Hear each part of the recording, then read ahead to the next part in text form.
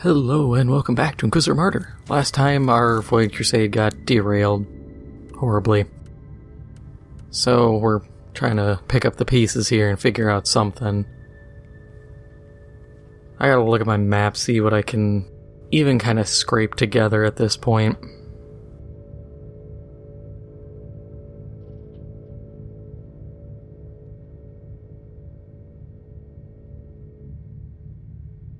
Yeah, I think our best option is try to hit this one. I might just call it at that point because we're kind of stuck. The difficulty's only going to get worse, and we just have to ditch through one of the Supreme missions. We don't have a lot of keys, payout's not going to be good, but realistically it's all we got.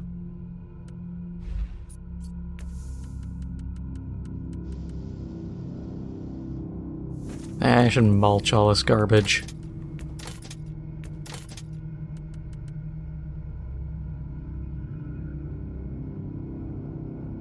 I mean, that's not a bad auto gun, but it's only a 4 stat.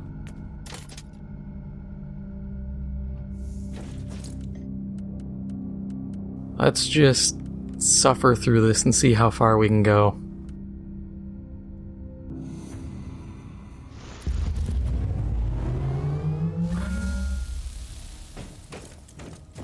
Nothing like the game crashing.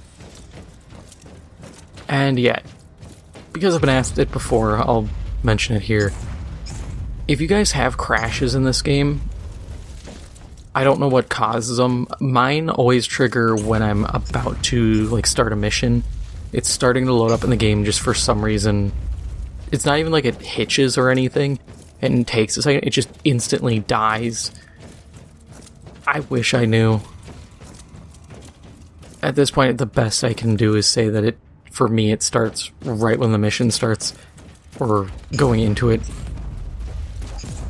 And because of that, I can't even think of a fix. Oh, this is going to be a very fast ending run.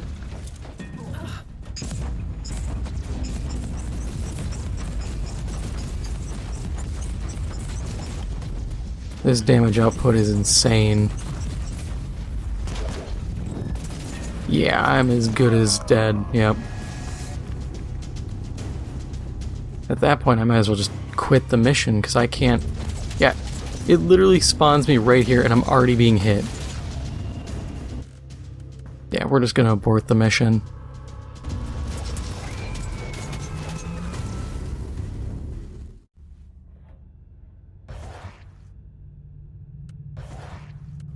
Yeah, we got 1 life, so we're just gonna make a run for one of these objectives. We'll just do the Calisson tier.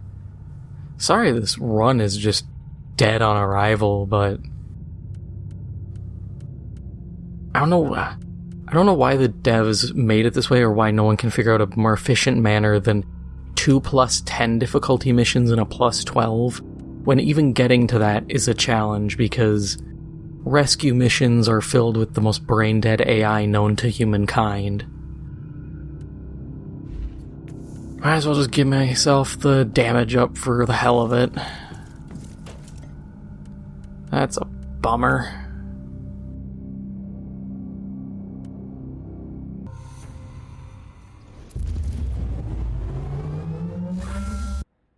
I really think part of it is just my plasma gun, as good as it is, it's still kind of bad. The single target 1-hit kills, that's such a niche end use case. It doesn't trigger at this point. So a chunk of my damage just evaporates. Occasionally I can use it on some garbage. But it's garbage. I don't care if I can one-shot them.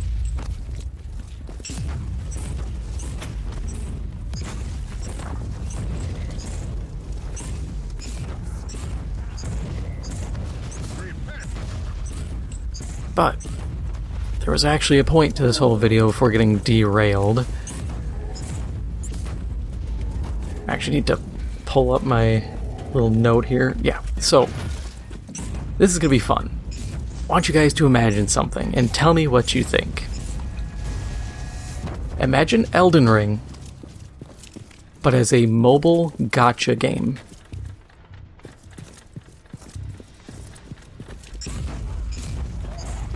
I'm giving you a minute to think about this. Just imagine that.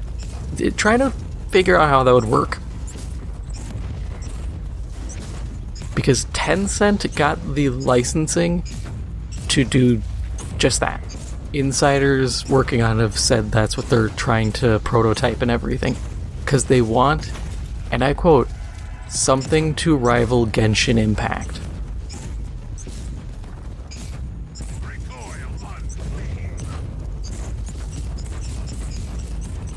Yeah, it's the stupidest sentence I've ever heard. Or at least that I've heard in a while. I sat down and I tried so hard to figure out how you would make a gacha version of Elden Ring or a Souls game work. And all I can imagine is the most painful and most agonizing game known to man that would die within a month. Because the first question becomes, are there additional dungeons, or is this literally just a mobile port of Elden Ring? Because if your progress is limited to you have to pay for energy to clear a dungeon, I would go insane. Imagine upgrading weapons if there was a % fail chance. Which, to be fair, I would actually be understanding of it if there was a more looter-oriented Souls game. Because then looting is a core element. But it isn't in Elden Ring or in any Souls game. It's an action game first and foremost. And then there's a question of, how do you do a gacha system? Are we just playing as pre-built characters? Because on one hand, the pre-built character system is an idea. Personally, I would go in a MOBA route with it. I think making one a Souls MOBA game could work. But as a mobile, just Souls game, I don't know. I'm not saying the people at Tencent are actually idiots for higher-ups. I am just heavily implying that they may have some form of deficiency, that their mothers might have, pushed her thumb into their skull when they were a baby to turn it into an ashtray.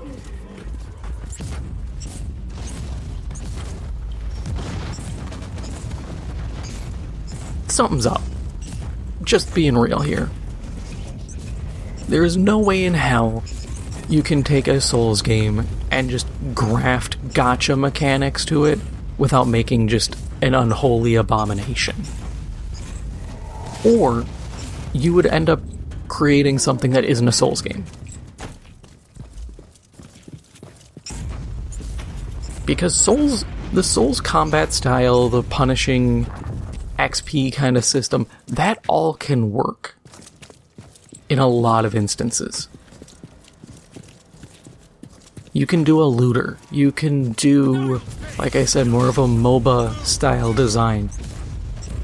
You can kind of graft a few different styles to it, or you can at least graft the combat style to a few different things, and it works. But the monetization, that's the biggest thing. You can't. Can you imagine doing banner pulls for, just a weapon? Oh, sorry, you just got, the +2 version of... God, I don't even know, Blasphemous Blade. That sucks. None of this works. There are ways you can do this, but you have to cut out so much, and you are turning into a hack job, realistically. Because what you could do is, if you wanted to do some kind of, even if you don't do full banner pulls, but you do something where there's more of a looter aspect, you'd have to change weapon arts from something you can apply to something that is randomly applied and cannot be altered. You'd have to make bosses respawn. You'd have to change so much that it's not Elden Ring. Can you imagine the Millennia fight? Imagine if you sat down and it was like, oh hey, you've got X amount of energy per fight and you have to burn energy. You know how many refreshes some people would be spending on? You want a way to kill your game, that's how you do it. Or if you have to pay for charges on like the co-op mode and like the white finger. Oh my god, nothing about this bodes well. Nothing in the world. This is the curse of like the Chinese gaming market, is it's just so different and incongruent with the rest of the industry that it cannot go anywhere outside of it. The fact that Genshin succeeded, to me, is an anomaly.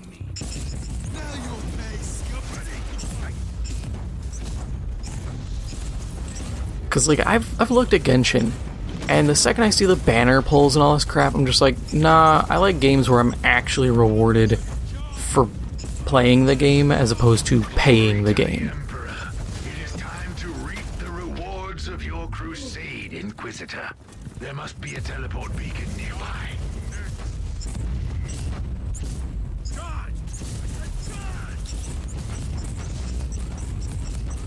God, I can't fathom this kind of stuff.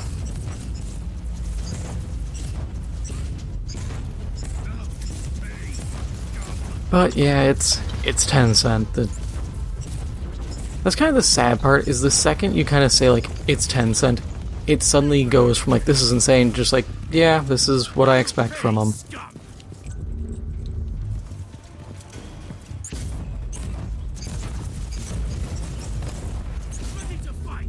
That's why I've said time and again, the Asian market is just a very strange place. Can you imagine if EA tried to pull that? Once again, company itself would get crucified. Rightfully so. Okay, a few Archaeotech weapons. Ancient relics. Consumables. Ooh boy. Okay, so we got 1, 2, 3, 4, 5, 6. Let me get out my handy dandy dice roller. Because we essentially have 3 rolls. Because I'm going to get this one. The Ancient Relics.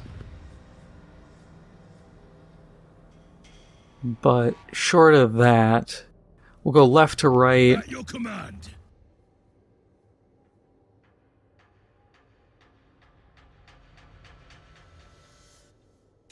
Okay, so grab that here and now, see what there is.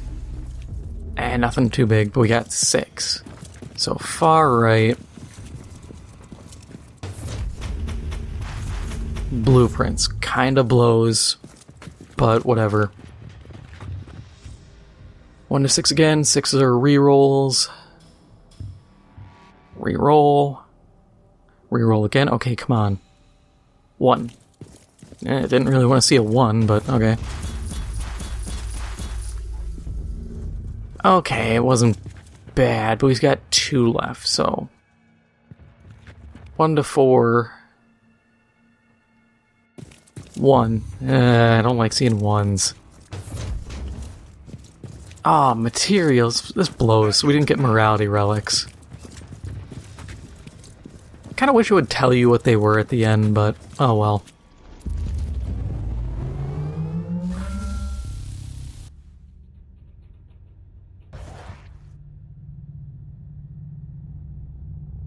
We still have not gotten that not Void Crusade, the seasonal mission to turn into a boss fight. Alright, first off, let's just mulch garbage. Not liking the look of all this. Alright. Enrage token, garbage. Based on judgment spell, that's another hard pass. Enrage state. It's better, but my bonuses are more useful. Max energy shield, that's good. Massacre effect, I can't guarantee massacre effect, so it's not worth it.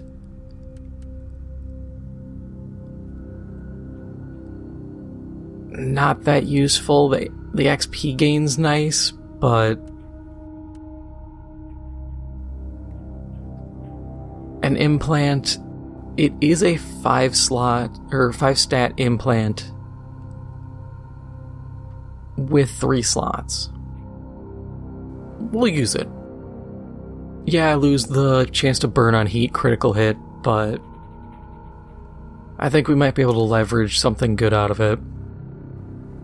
Okay, that isn't terrible. I still don't like it because physical vulnerability on poison skill, but like the 1 enrage on critical hit, that would have been good. Chainsaw inoculator, that isn't good. I still have to get this stupid inoculator finished. Greatsword. Plasma pistol with the same effect, so that doesn't help me. Shield.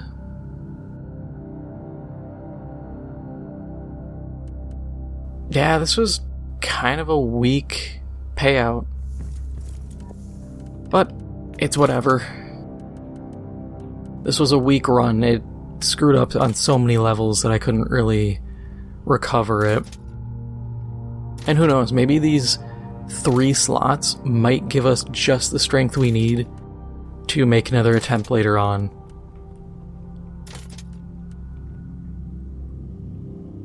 And that's maybe what we need.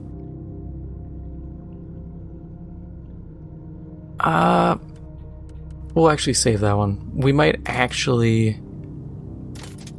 I might go a little crazy here and try running that just to unlock stuff. Because realistically... I'm just going to move that up here, shuffle some of this stuff around. So it doesn't take up so much space realistically.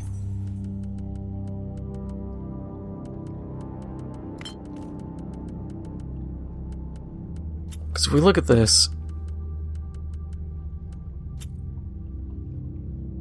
kill Dark Eldar and perform single hit kills, suppression damage, deal damage. We can do that fast. Which, since we have the time, since this episode's really short due to getting screwed, we'll be able to just run a quick intel. So at least we have a successful mission here.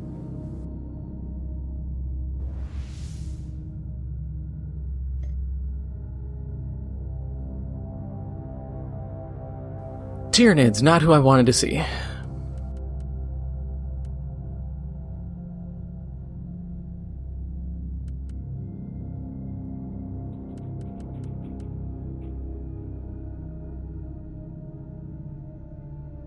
Yeah, it's doable. It's gonna suck, but it's doable.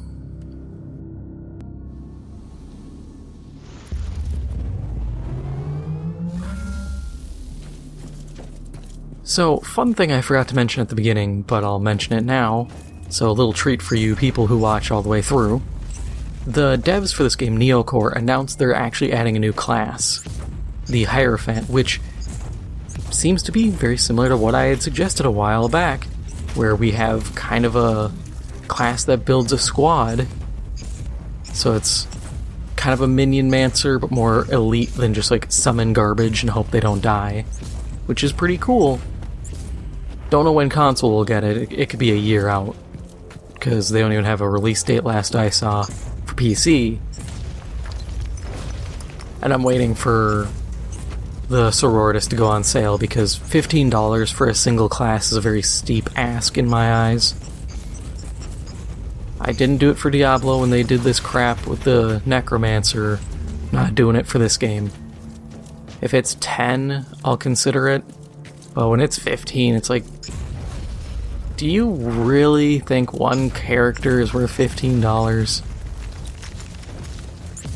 The best way I can think about it is the the president of Arrowhead Studios, the guys who did Helldivers, when asked about their microtransactions, he flat out said, we have to earn the right to get do microtransactions with people. And I think that's right. You have to make a game that deserves microtransactions, and you have to make a game that deserves these prices. $15? I love this game to death. Not worth $15. And I'm kind of worried, as I say that, about the Hierophant not getting a lot of weapons, simply because what are they going to have that's unique? And especially if it ends up being a class that's just like, hey, here's a bunch of old guns you can use. It's just the class. That's even less value, and to me that's an even harder sell. The Sororitas already has the issue of just pairing existing weapons together because of how they balance stuff out, that it really screwed up parts of it and created redundancies that didn't need to exist. But yeah, so that's something to hopefully look forward to in the unforeseeable future.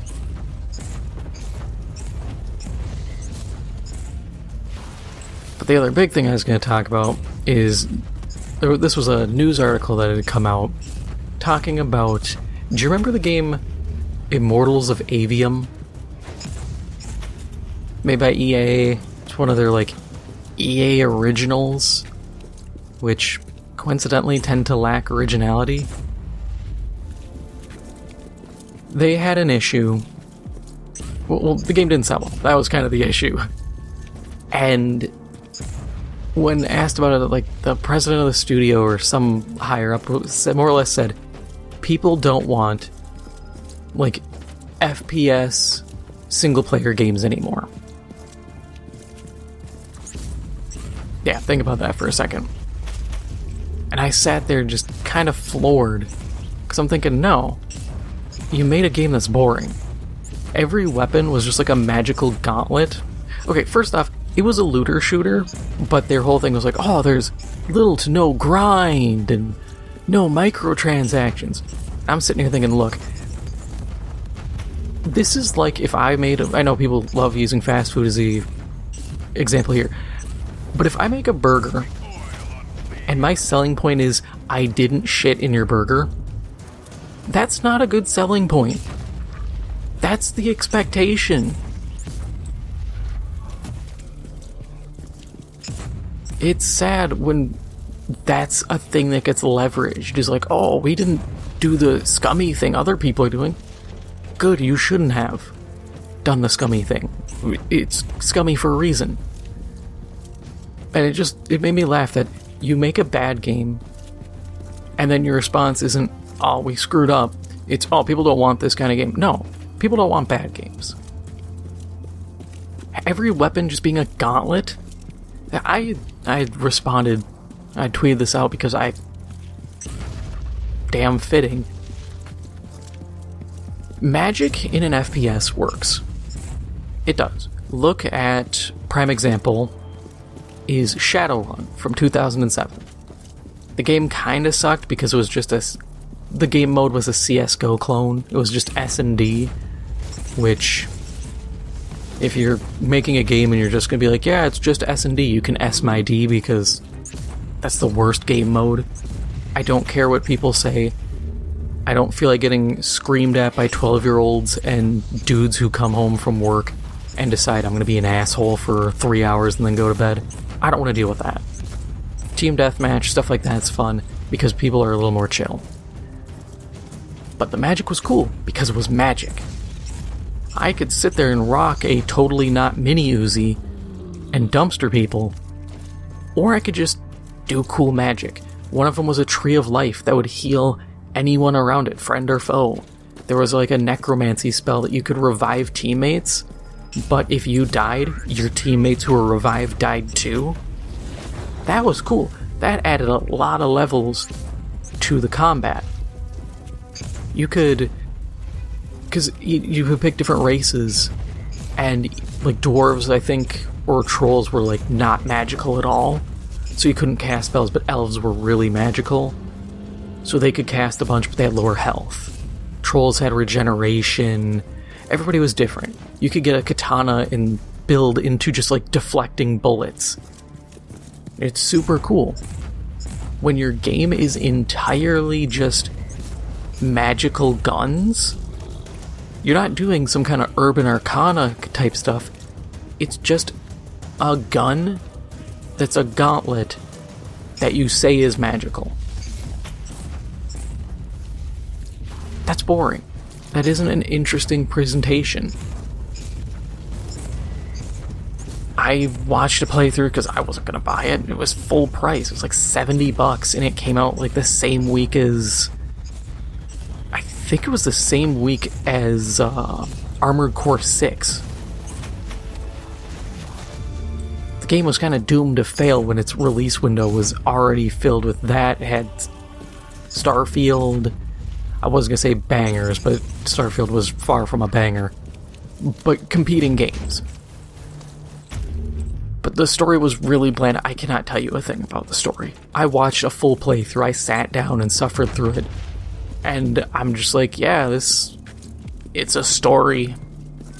I can tell you that. It was certainly a story. It was just, it's generic Fantasyland. Nothing stood out. And then you wonder why it didn't sell well. But they had spent the budget for it, because the big deal was like, oh, EA spent $125 million making this new IP. And they were like a unique IP, and I'm like, let's not give it the unique tag just yet. I know you want to be generous here, but it's a little too generous. But they also went on to reveal, yes, it was $125 million. $40 million was spent on marketing. 85 was on the game. I'm like, you spent half of your actual game's design budget just marketing. And I'm sitting there thinking, where did you market this? Was it just paying streamers? Because I'll be honest, paying streamers to play your game is probably one of the worst design choices you could make for marketing. It reminds me of when Fallout 76 had Ninja play. I don't give a shit what Ninja has to say. He's the Fortnite guy. I don't care what he has to say about Fallout. I don't care what Dr. Disrespect has to say about anything that isn't... I mean, I don't even care what he has to say about Battle Royale games, but my point is, people have a niche. When you're paying people who... It's literally just, oh, well, there's going to be eyes on it. Yeah, but they don't care. How many people are there for, watching Ninja play Fortnite? The second he switches off, they're going elsewhere. They're going to go watch literally anyone else playing Fortnite. They're not going to stick around for some rando game. You're better off doing an open beta or like a demo. Realistically, let's call it a demo. Or finding people who are a little more in that line. Like, let's take me, for example, because I know me. If a studio came to me and said, hey, do you want to play a sports game? I'd be like, look, I appreciate the offer. I'm not a sports game guy. Unless it's Sega Soccer Slam 2, or, I mean, that's really it. As much as I would play NFL Street, I'm also not... I don't fall into the football kind of guy. I'm simply not it. I just enjoy wacky stuff. But if someone came to me and said, hey, we're making a 40K game, would you like to play it? Or we're doing an ARPG. We're doing a looter. we're doing a Souls-like, yeah, I'm down, because those are more in my wheelhouse. If it's going off what views, or what pulls views, probably a 40k game would do the best on my channel, because most of you guys would pay attention. When it comes to this marketing stuff, you have to know your market outside of, oh, they get big number. That doesn't mean anything. Hell, there are, I think of COD guys like Elite Shot. Guy's got millions of subs, but he only pulls like a couple thousand in streams. And this isn't a dig at Elite Shot, I like him. It's just, numbers aren't accurate. Someone may be watching today that isn't going to watch tomorrow. Or someone may be watching for a very specific reason and shift to someone else who's doing just that. That's literally it. It's not any deeper, really.